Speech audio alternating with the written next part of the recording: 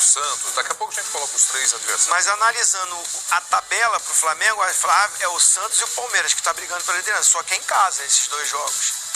Então, não define tudo que já vai ganhar os 2 jogos. Mas é uma vantagem jogar em casa. Agora, o momento do Flamengo que é bom. Ele evolui no momento decisivo, na reta final do ano. A gente já tá aí terminando o mês de agosto, já entra no mês 9. O campeonato acaba no início de dezembro. Então são poucos meses, então o momento dos jogadores do Flamengo é um momento bom. E não é de um ou de outro, é de um elenco. E aí você tendo um elenco bom, no momento bom, vem aquela esperança de acontecer a conquista. Vamos fazer o seguinte, então, para facilitar, o PVC, Edmundo, vão falar também, e o Simon, coloca aí os próximos jogos do time do Flamengo. É o líder do campeonato neste momento. Vamos colocar na tela aí quais são os próximos compromissos do Campeonato Brasileiro. Então, tem um jogaço, né? No dia 1º de setembro, contra o Palmeiras, no Maracanã, joga em casa do Flamengo. Domingo que vem, o próximo final de semana. Depois tem o Avaí fora de casa, na ressacada. Volta a jogar no Maracanã contra o Santos. Então, são times que brigam ali na ponta da tabela. E depois o Cruzeiro no Mineirão, PVC. Então, 4 compromissos do time do Flamengo na sequência. Então, o Cruzeiro já é segundo turno. Os 3 jogos primeiros que a gente está vendo são os jogos que definem o primeiro turno. Não quer dizer o campeão do primeiro turno que vai ganhar o campeonato, mas de 2003 para cá, os campeões do primeiro turno que não ganharam o campeonato, só o Grêmio de 2008, o Internacional de 2009, o Atlético Mineiro de 2012 e o São Paulo de 2018. São quantos? 3? São 4. 4 de 15, 4 não venceram. Foi 2003. É isso. Não, 2003. Não, 2003 o Cruzeiro foi campeão do primeiro turno e campeão geral. Pois é. 2008 foi o primeiro campeão de turno a perder o campeonato, foi o Grêmio em 2008, no Celso Roth. Ou seja, tem uma faca e o queijo para terminar a primeira metade na mão. Tem que ver outro número impressionante. No final do primeiro turno do ano passado, o melhor ataque do campeonato era o Atlético Mineiro com 36 gols. O Flamengo tem 35 e faltam 3 rodadas para acabar o primeiro turno.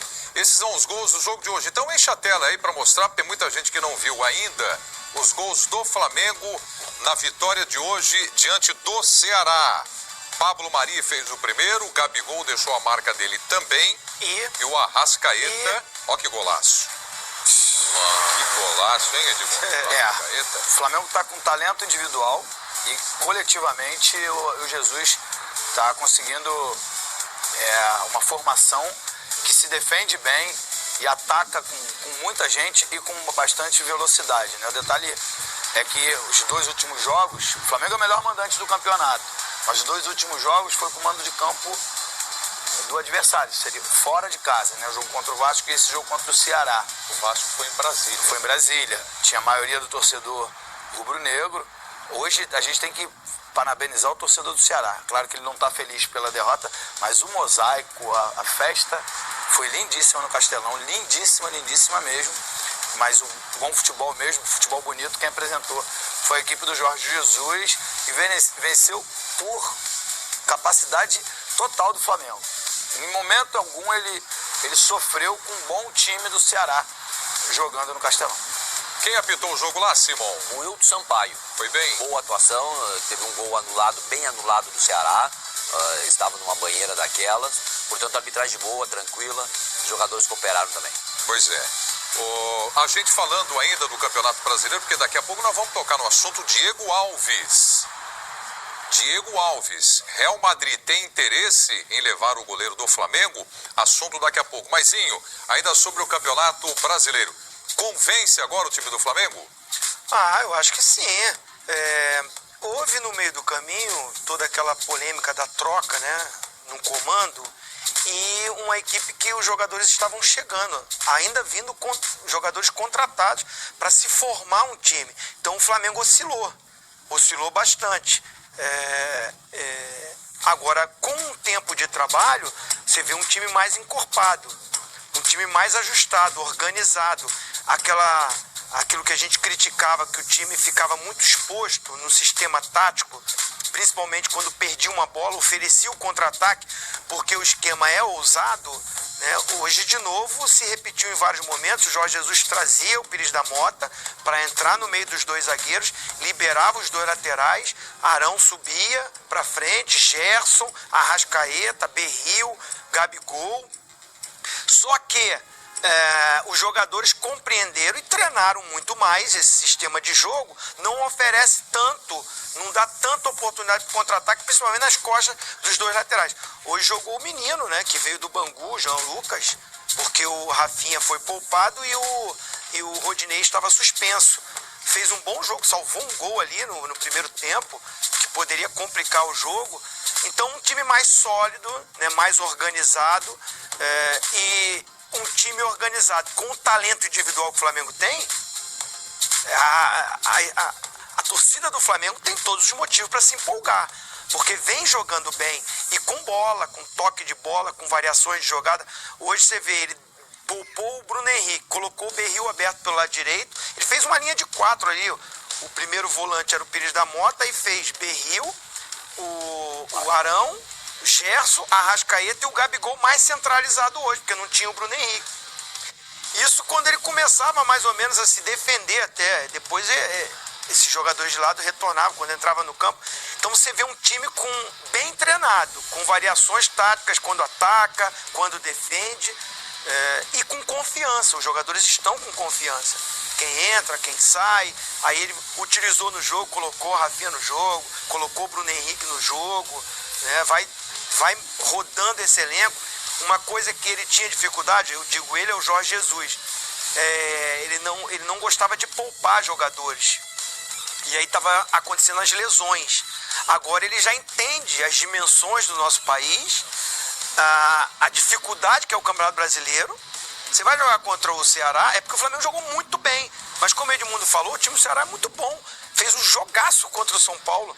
Se tivesse empatado o jogo, seria um resultado normal. E que a obsessão é a Libertadores da América também, né? E ele também entendeu isso, né? Também. Eu não sabia que era tanto. Vale a pena ressaltar que a diretoria do Flamengo está fazendo um esforço grande. Por exemplo, os jogadores foram de voo fretado, de lá do Ceará, de Fortaleza, vão direto para Porto Alegre, também voo fretado. E isso faz uma diferença enorme. As esperas no aeroporto, esse tempo que a gente passa dentro do aeroporto também cansa muito. Não só o desgaste do jogo. Te tira horário de treino, enfim. Desculpa. É verdade, você tem razão. É um trabalho conjunto. A gente, quando... Não era toda hora que tinha isso pra gente, mas quando tinha, a gente vibrava também, porque encurta, recupera mais. E o avião também fretado, né? Só os jogadores ali, com a comissão técnica, já vai ali batendo papo, descontraindo, já começa uma recuperação dentro do avião.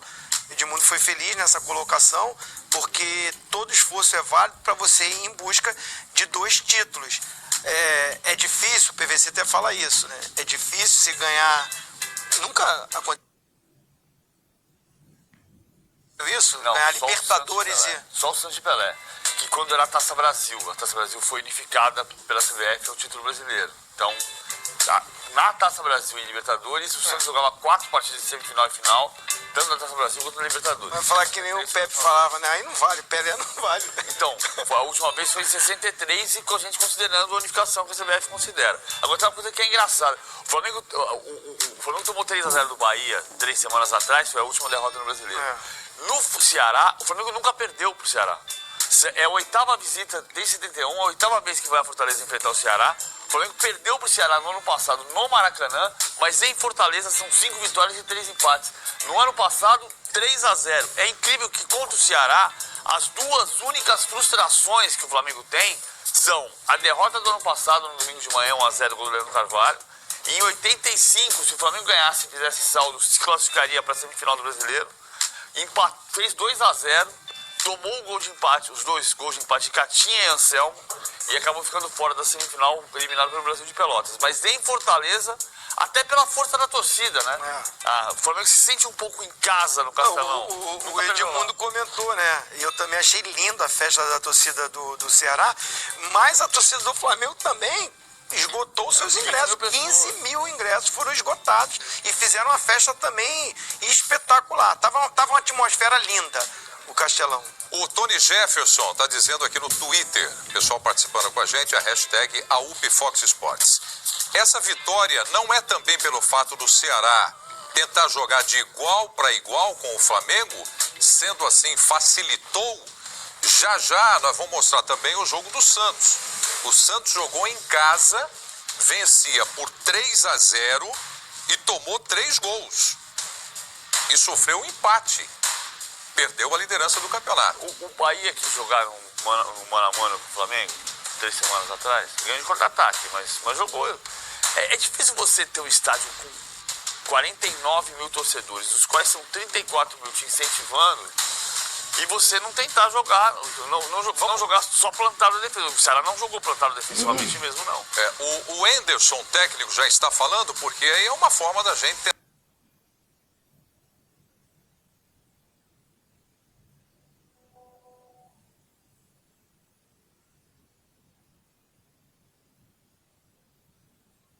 nossas oportunidades em gol e quando nós fizemos estávamos em posição irregular. Anderson, boa noite. Boa noite. A sensação que deu é que o Flamengo soube aproveitar bem os erros, as falhas da equipe do Ceará. Aquele lateral que teve ali que não necessitava, aquela bola do René que vai carregando pelo meio e ninguém chega. Qual é a sua avaliação nesse sentido? Até que ponto as próprias falhas foram determinantes para esse placar? A gente sabe muito bem assim que a gente vacilou e quando se vacila, né, tem um vacilo contra uma equipe tão competente assim tecnicamente como o Flamengo, você paga caro por isso, né? Nós tomamos 2 gols assim de uma maneira que a gente costuma não sofrer, a gente não manteve uma organização. O segundo principalmente foi uma jogada em que a gente estava todo mal posicionado, assim, as linhas distantes, o meio muito aberto, e isso é claro que determina muitas vezes o resultado de uma partida. Acredito, Anderson, que houve as duas coisas, mas qual foi a mais determinante? Falhas da sua equipe ou qualidade técnica do adversário? Não, a gente sabe que está enfrentando uma equipe que, se colocar a reserva, a titular, se mesclar, é sempre uma equipe muito forte. Não é à toa que está aí disputando 3 competições, classificado, liderando o campeonato, porque tem um elenco qualificado, tem muita capacidade ali de decisão, mas a gente também nesses momentos a gente acabou facilitando um pouquinho em algumas situações, porque não fizemos o que a gente costuma fazer, que é uma equipe bem compacta, uma equipe que marca bem, que pensa bem o jogo. É que às vezes a gente empolga um pouquinho, né? A gente quer ir de qualquer forma para frente, a gente quer fazer o gol de qualquer maneira, a gente quer fazer a jogada vitoriosa ali, vencedora, e a gente paga um pouquinho por essa ansiedade, né? Infelizmente nós criamos boas oportunidades, mas não conseguimos transformá-las em gol. Até que ponto a ausência do zagueiro Luiz Otávio influenciou? Não, a gente não lamento em momento algum qualquer tipo de ausência, assim. Acho que o Thiago fez um jogo muito justo, muito correto. Não acho que nós tivemos problemas individualmente de zagueiros ali, não teve nada. Acho que foi uma falha coletiva, né? Um lateral que aconteceu onde todos, né, de alguma forma, tinham que ter um comportamento e não tiveram. Anderson, claro que não tem mais como voltar ao jogo, não dá mais para iniciar o jogo, né? A partida já terminou. Mas se você tivesse a oportunidade de iniciar o jogo novamente, o que você pediria para os teus atletas fazer de diferente do que foi feito? Gente, isso não existe, né? Isso é o tipo de pergunta que, me perdoe, assim, poder falar, é o tipo de coisa que a gente não tem como falar. Eu falaria as mesmas coisas, eu não me arrependo das coisas que eu faço, porque eu faço naquele momento aquilo que é o mais importante e falo aquilo que é o mais importante. Você falar uma coisa não quer dizer que a coisa não vai acontecer no futebol. Saber como o Flamengo joga, a gente sabia. Não permitir com que eles joguem é outra coisa. Então não existe nada de diferente, que a gente só lamenta, porque como eu falo com vocês, a gente não fez um jogo péssimo. Acho que o placar foi muito além daquilo que eu acho que foi a partida. Nós criamos boas oportunidades. Nós estivemos muito perto ali de fazer o gol, de empatar o jogo. Mesmo sofrendo o primeiro gol, a gente teve um controle bom, muita bola.